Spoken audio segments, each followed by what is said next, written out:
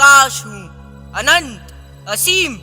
ना मेरा कोई आधार है, ना मेरी कोई दीवार। मैं अपनी ताकत पर ऐसे खड़ा हूँ जैसे कोई जादुई बिसात। सूर्य, चंद्र, मंगल, गुरु, सारे ग्रहों के साथ मैंने पूरा सौर मंडल अपने सीने पर सजा रखा है। सब मेरे जादुई आकर्षण के कारण टिके हुए हैं। मुझे कोई छू नहीं सकता। हा हा हा हा। आकाश, मेरे भाई, क्यों इतना घमंड करते हो? तुम्हारा तो कोई अस्तित्व ही नहीं है। शांत अग्नि, शांत। अपनी वाणी को विराम दो। तुम तो एक छोटी सी चिंगारी हो, दुबक कर छिपी रहती हो। सत्य वचन। परंतु तुमने मेरा गुस्सा नहीं देखा। यदि किसी ने मुझे छेड़ा तो मैं सबको जलाकर खाक कर देता हूँ। मुझे क्रोधित मत करो आकाश, अन्यथा मेरी लपकें तुम्हारी तरफ उठकर तुम्हें व्यथा पहुंचा सकती है। तुम आग के साथ साथ रोशनी भी देते हो, आहार पकाने में भी अपना योगदान देते हो, परंतु मेरे सूरज और चांद के आगे तुम्हारी रोशनी जुगनू से बढ़कर नहीं है, समझे? मैं चाहूँ तो सारे विश्व को राख के ढेर में बदल सकता हूँ। देखना है तुम्हें? अरे अग्नि, मेरे बिना तुम कुछ नहीं कर सकते। मेरे बिना क्या तुम प्रकट हो सकते हो? मेरे बिना क्या एक कदम भी चल सकते हो? अग्नि, वायु का कोई उत्तर है तुम्हारे पास? आकाश भैया, तुम्हारी पहचान भी मैं हूँ। घमंड न तो तुम्हारा अच्छा है, न ही अग्नि का। मैं तुम्हारे आसपास रहता हूँ, इसलिए तुम आकाश कहलाते हो, वरना तुम तो हो ही नहीं। फिर भी मैं हूँ। मेरे कारण मैं अथाह जल हूँ। मेरी सतह पर आकाश भैया तुम्हारा प्रतिबिंब लहराता है और मैं नीले समुंदर होकर गरजता हूँ। यही नहीं, सजीवों, पेड़ पौधों, ताल, नदियों को जीवित रखता हूँ। मेरी एक बूंद संजीवनी है। यदि मैं नहीं होता तो सर्वनाश हो जाता, जानते हो? वायु की तरह जल, तू भी अहंकार की भाषा बोलता है। ये अहंकार नहीं है अग्नि, मेरी शक्ति है। तुम जब भी गुस्से में आपा खो बैठते हो तो तुम्हें शांत मैं ही रख पाता हूँ, यह मत भूलो। वह तो अपनी दोस्त के कारण जल भैया। ठीक है, मैं दोस्ती के कारण तुम्हें मैं अपने भीतर रखता हूँ। नहीं जल भैया, मैं तुम्हारी संरचना का ही एक हिस्सा हूँ। प्राणवायु नहीं होता तो तुम होते क्या? तो फिर तुम अग्नि का विस्तार करने में सहाय क्यों करते हो? मैं तुम्हारी यानी जल और अग्नि की दुश्मनी भली भांति जानता हूँ, फिर भी आप दोनों का स्वतंत्र अस्तित्व है ना? अब सभी का कोई स्वतंत्र अस्तित्व नहीं है।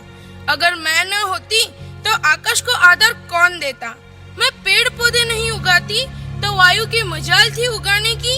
और जल, मैंने तो तुम्हें 3/4 हिस्सों में बांध कर रखा है। यही नहीं, अपने भीतर भी पहना दी है, समझे? और अग्नि, तुम तो गर्व करो ही मत। तुम्हारी जगह तो मेरे 2 छोटे पत्थरों की नोक पर है। जरा घर्षण हुआ नहीं कि चिंगारी बनकर निकल पड़ते हो। चिंगारी को अग्नि तो मैं बनाता हूँ, उसे बुझाता मैं हूँ। उसकी लपटें मैं अपने में समेट लेता हूँ। यदि मैं ही न होती तो क्या यह संभव था? मैं अनंत हूँ, मैं ही महान हूँ। नहीं, मुझ में सबको राख करने की शक्ति है। तेरी इस शक्ति को छीनने की ताकत मुझ में है। यदि मैं चुपचाप बैठ गया तो सोचो क्या हाल होगा। आप सब अहंकार से ग्रस्त हो, अपनी अपनी शक्तियों पर घमंड है आपको। क्या आपको यह गर्व करना उचित है? कौन हो आप? मैं आत्मा, अजर अमर आत्मा। आत्मा? अजर आत्मा?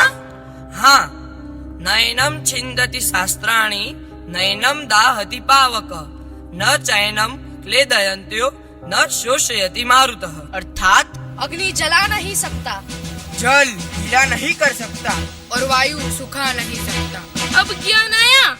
परंतु तुम तो एक शरीर हो। नहीं, मैं शरीर नहीं हूँ। तो कौन हो? मैं आत्मा हूँ जो आप सब में निवास करता हूँ। हमारी तो कोई आत्मा नहीं है। यह शरीर, मानव शरीर जो पंच तत्व से बना है, वह पंच तत्व आप ही तो हो। आकाश, अग्नि, वायु, जल और पृथ्वी। परंतु यह शरीर तो नाशवंत है। नाशवंत नहीं, परिवर्तनशील है। वह पंच महाभूत में विलीन होकर फिर एक नया शरीर धारण करता है। मैं शरीर के साथ आपको भी राख कर देता हूँ। अशांति जीर्णोनि यथा विहार, नवनी गृणाति नरो पराणि। तथा शरीराणि विहाय जिन्ना न्यन्यानि संपाति नवानि देहि। अर्थात मनुष्य जिस प्रकार पुराने वस्त्रों को त्याग कर नए वस्त्र धारण करता है, इस प्रकार मैं भी जीर्ण शरीर को त्याग कर नए शरीर को धारण करता हूँ। इसलिए आत्मा अमर है। आप भिन्न भिन्न नहीं हो, पंच तत्व हो जो मानव शरीर में समाहित हो। आप भी पंच महाभूत में विलीन हो जाते हो और मेरी तरह ही फिर एक नए शरीर के रूप में जन्म लेते हो। एक जीवन चक्र पूर्ण होता है और इस प्रकार जन्म मृत्यु का चक्र निरंतर चलता रहता है, सदैव सदाय निरंतर। ભારત વર્ષના વૈદિક કાલીન પરંપરાના ઉપનિષદ